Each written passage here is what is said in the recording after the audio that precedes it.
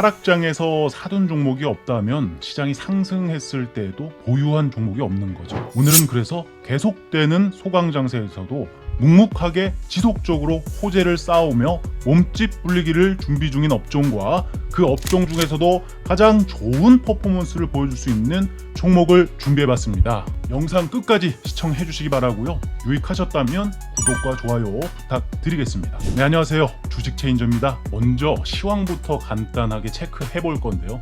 글로벌 공통 이슈 외에도 지금 국내 증시가 전 세계 최악의 증시인 이유는 제가 계속 강조드려오는 금투세 이슈로 대변되는 한국의 정치판의 무능함 때문일 겁니다. 자, 그렇다 치고 그럼 이대로 국내 증시는 다른 나라 증시와 차별적으로 그냥 내버려지는 건가? 즉 한국 시장 탈출은 진흥순이라는 말이 생길 정도로 지금 미국 시장으로 한시라도 빨리 이동을 해야 되느냐? 이 부분이 꽤 핵심적인 내용이 될 텐데 저는 그렇게 생각하지 않습니다. 그에 대한 저의 주장을 얘기해 보려고 해요. 자, 전 세계 경제의 사이클을 움직이는 것은요, 결국 돈의 흐름이죠. 돈이라는 것은 수익이 나는 곳에는 그것이 어느 나라건 어느 자산이건 간에 찾아가게 되는 특성이 있습니다. 특히 한국은요, 반도체, 2차 전지, 자동차, 조선, 미디어 콘텐츠에서도 글로벌 최상위 기업들을 보유한 나라죠. 최근에는 주도 업종에 바이오까지 포함된다고 말씀을 드렸고 그 외 제약으로까지 번지면서 화장품도 그 대열에 합류할 조짐까지 나타나고 있습니다. 이러한 산업의 리더 역할을 하는 이런 대기업들과 거기에 엮여있는 광범위한 밸류체인, 생태계의 기업들이 있다는 것이죠. 코스피와 코스닥을 말씀드리는 겁니다. 국내 개인 투자자들과 기관 투자자들이 아무리 국내 증시를 혐오하고 주식을 처분하고 손절하고 해외로 떠난다고 해도 산업이 성장하고 기업이 성장하는 상황에서 믿기 어려울 정도의 저렴한 밸류로 하락을 하게 된다면 글로벌 머니는요, 절대 이런 기회 놓치지 않죠. 지금은 우리나라가 금투세에 발목이 잡혀 있다고는 하나 어느 시점부터는 외국인에 의해서 자산이 크게 증가할 수밖에 없다라고 생각을 합니다. 그리고 그러한 시점은 이제는 멀지 않았다라는 주장을 말씀드리려고 하는데요. 우선 최근 글로벌 경제의 투자 심리를 약하게 만들고 있는 그런 원흉이라면은 바로 리세션, 경기 침체에 대한 우려감일 겁니다. 국내 증시 같은 경우에 금투세 이슈가 핵심이겠지만은 이보다 먼저 우리가 고민해야 될 문제는 미국이 정말 리세션을 앞두고 있는가? 이 부분이 아주 중요합니다. 자, 보고 계신 데이터 자료를 보시면 여기가 이제 7월 달이죠. 7월 달에 이렇게 노랑 색깔 그래프가 크게 올라왔습니다. 7월 실업률이 가장 크게 상승했던 이유는요, 자연재해에 있었습니다. 미국 같은 경우에는 7월 달 허리케인이 자주 발생을 하고요. 요번에 허리케인 같은 경우에는 그 규모가 역대급이었습니다. 그렇기 때문에 이 그래프에서 나타내는 이 노랑 색깔 부분은 바로 일시적인 해고를 의미하는 그래프입니다. 이렇게 일시적인 해고가 많이 나타났다는 것은 자연재해에 의해서 나타난 것이다. 그러나 바로 다음 달인 8월 달에 이렇게 실업률이 큰 폭으로 감소를 하는 모습을 보여줬습니다. 다시 말해 경기가 침체로 가는 국면이라면은 이 허리케인이 지났다고 해서 잘랐던 알바생을 다시 부르지는 않는다라는 것이죠. 이 데이터만 보더라도 경기 침체 우려감이 너무나 과장되어 있다라는 것을 제가 직접 체감을 해볼 수 있었고요. 두 번째 지표죠. 이 지표 같은 경우에는 영구적인 해고 데이터를 나타내는 것인데요. 과거 미국의 리세션이 시작됐을 당시보다 실업률의 상승 평균 그 누적값이 지금보다 훨씬 높았어요. 다시 말해서 영구적 실업 증가 폭이 지금은 훨씬 더 낮은 상황이라는 것이에요. 또한 이번 데이터는 레스토랑 부킹이라고 해서 레스토랑의 예약률을 보여주는 데이터입니다. 보시면은 팬데믹 때 이렇게 감소했던 이러한 레스토랑의 예약률이 지금 횡보세를 보여주다가 최근에 오히려 더 올라가고 있는 그런 형태를 보여주고 있잖아요. 물가는 그렇게 계속 올라가는데 외식도 줄지가 않고 있습니다. 이게 어떻게 경기 침체 신호라고 볼 수 있을까요? 이제 이어서 오늘의 본론 이어가도록 하겠습니다. 바로 원전 섹터에 대한 분석 내용들 보기 전에 이슈들 몇 가지 간단하게 짚어볼 수 있도록 하겠습니다. 보시면은 체코의 총리도 거듭 한수원을 신뢰한다라는 표현을 하고 있어요. 유럽에서도 우리나라 원전에 대해서 지속적으로 러브콜을 쇄도하고 있다. 특사 파견을 앞둔 피알라 총리가 체코 정부 회의에서 신뢰를 재확인했다라는 것이죠. 이달 말 이제 슬로바키아의 총리가 방한을 할 예정이고요. 한국과 신규 원전 건설에 대한 협의를 이뤄줍니다.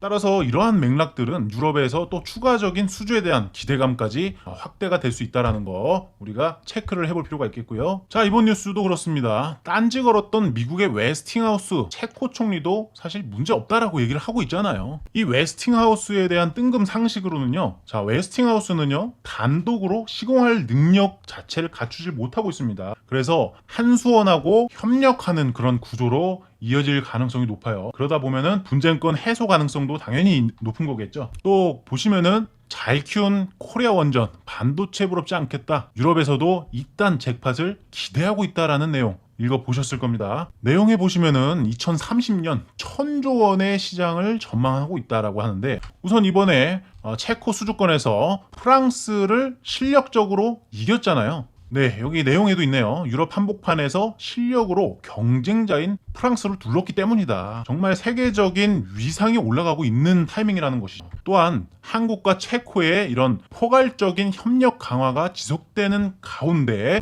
오늘 우리나라 그 윤 대통령님이 또 이런 발언을 했습니다. 탄소 중립, 첨단 산업 둘 다 잡으려면 원전 사업을 확대해야 된다. 그렇죠? 원전 원로들과 오찬의 간담회를 가졌습니다. 정책이 변하지 않는다는 것을 믿음을 주겠다라고 얘기를 했네요. 또한 해당 뉴스를 보시면은 35년여 만에 이탈리아에서 탈원전을 철회를 했습니다. 특히나 이제 소형 원자로 SMR 법인 설립을 추진 중에 있다라고 밝혔는데 소형 모듈 원자로 건설을 추진하기 위해서 법인을 설립한다. 뭐 이런 계획을 세웠다라는 거잖아요. 근데 이런 이슈 같은 경우에도 이제 국내의 원전 산업에도 상당히 긍정적인 영향을 줄 수가 있습니다. 특히 원자력 에너지가 전 세계적으로 다시금 주목을 받고 있다라는 반증이 되기도 하잖아요. 특히 소형 모듈 원자로와 같은 이런 첨단 기술이 중요한 역할을 해줄 가능성이 높겠죠. 국내 원전 관련 기업들은 SMR 기술 개발과 출에 대한 경험과 역량을 갖추고 있는 경우가 많습니다. 그래서 이탈리아를 포함한 글로벌 시장의 원전 정책 변화는 이제 국내 원전 업계에 새로운 기회로 작용할 수가 있다라는 말이 되는 겁니다. 이거는 별표 3개를 딱 쳐놓고요. 그렇다면은 이 많은 원전 종목들 중에서 과연 어떤 종목을 봐야 될까? 이 부분에서 좀 갈리게 될 텐데요. 자, 지금 보시는 차트가 이 한전산업 차트의 일봉 차트입니다. 여기 하단에 보이는 이 세모 모양 같은 경우에는 매집을 알려주는 그러한 시그널들을 제가 만들어 봤고요. 여기서 지속된 매집이 이어진 이후에 여전히 상승 추세선으로 이어지고 있는 그런 흐름이 보이실 겁니다. 추세가 여전히 상승의 경향을 나타내고 있다. 아직까지는 이렇게 추세선을 유지하고 있다라는 거죠. 자, 그렇다라는 것은 추세가 이어지고 있기 때문에 매수 경향이 강하다라는 것을 우리가 알 수 있겠고요. 특히나 이 종목 같은 경우에는 거래 대금이 깡패입니다. 지금 예치금도 계속해서 빠지는 이 국장, 정말 어려운 국장인데도 불구하고 여기 거래 대금만 하루에 거의 4천억이 넘게 발생을 했습니다. 그 말은 무슨 뜻이냐? 주도 업종 중에서도 주도 종목이다, 대장 종목이다 라는 그런 반증으로 해석이 될 수 있겠죠. 또한 여기서도 이런 식으로 하락 추세선을 그어서 체크를 해볼 수가 있는데요. 보시면은 이러한 하락 추세선을 강하게 돌파한 이후에 제법 거래량이 잘 유지되고 있다라는 것이 눈에 보이실 겁니다. 즉 이 종목에는 대기 수요자들 엄청나게 많은 겁니다. 대기 수요자가 많다라는 것은 뭡니까? 이 종목이 더 올라갈 것 같으면 따라 들어올 수 있는 수급들이 상당히 넘쳐난다라는 얘기예요. 6월부터 시작해가지고 최근까지의 특징 이력들을 보시면은 52주 신고가, 52주 신고가, 52주 신고가. 자, 계속해서 신고가를 경신하고 있다, 그죠? 그렇다라는 것은 무엇이냐면 본전 매물이 적다라는 뜻이에요. 즉 본전 심리가 약하기 때문에 조금만 올라가도 매도 심리가 강하게 작용하는 그런 종목과는 결이 다르다라는 것이죠. 이렇게 매물대가 강하지가 않은 상황에서 계속해서 흘러 넘치는 그런 자금들은 소신 없는 개인 투자자들의 매물일 뿐입니다. 또 이렇게 이평선을 켜봤더니요, 이렇게 수렴을 이어갔던 이평선들이 상방으로 확산으로 해서 정배열이 펼쳐지고 있는 그런 상황이잖아요. 여기서 중요한 포인트는 여기 있는 이 노란 색깔 이평선입니다. 바로 20일 이동평균선인데요. 국장 하시는 분들은 아시겠지만 국내 증시에서는 이 20일 이동평균선을 생명선이라고까지 표현을 합니다. 그만큼 이 20일 이동평균선은 정말 너무나도 중요하다. 특히나 주도 업종의 그런 추세적 기반을 이어가기 위해서는 이러한 황금선, 생명선을 이탈하지 않아야 된다. 혹은 이탈해도 빠르게 다시 회복을 시켜줘야 된다라는 그런 전제가 깔리게 됩니다. 근데 지금 같은 경우에는 강한 거래량이 들어오면서 강한 장대 양봉까지 나왔잖아요. 돈이 들어온 거죠. 최근의 흐름을 보시면은 돈이 들어오고 이런 식으로 지금 일시적인 조정을 받았다가 21선을 다시 지켜내고 이렇게 N자형 상승 파동 패턴으로 이어질 수 있는 그러한 흐름을 보여주고 있습니다. 원전 종목들 좀 홀딩 해가지고 길게 끌고 가고자 하시는 분들 분명히 계실 거예요. 그런 분들한테는 이 말씀을 꼭 드리고 싶습니다. 자, 길게 가고자 한다면은 이 웨스팅하우스의 분쟁 해결까지는 꼭 보고 가셨으면 좋겠습니다. 지금 한전산업 같은 경우에는 여기 위에 보이는 이런 저항대 영역이 있습니다. 이거를 베어리시 오더 블록이라고 표현을 하는데요. 매물대가 좀 많이 엮여있는 공간, 즉 이 구간이 지금 현재 매물대가 조금 있는 구간입니다. 이 구간을 확실히 좀 해소를 해주는 그런 국면으로 간다면 이제는 완벽하게 레벨을 업사이드 할 수 있는 그러한 원전 섹터의 대장으로 탈바꿈을 할 수 있다는 것이 되니까 조금은 답답하더라도 여기서 한번 이런 식으로 위쪽을 해소했다가 잠깐 다시 내려왔다가 갈 수가 있어요. 근데 어찌됐건 끝까지 좀 끌고 가보셨으면 하는 그런 입장에서 말씀을 드리는 겁니다. 돈들이 이렇게 많이 들어왔습니다. 지금 여기서 어느 정도의 매도세가 나왔다고는 하지만 이 들어온 자금들에 비해서는 사실 다 나갔다고 볼 수가 없어요. 자, 오늘 내용 말씀 정리를 해서 간단하게 말씀드릴게요. 미국 지금 경기 침체 걱정할 필요가 없는 단계다. 어느 정도 선반영이 되어서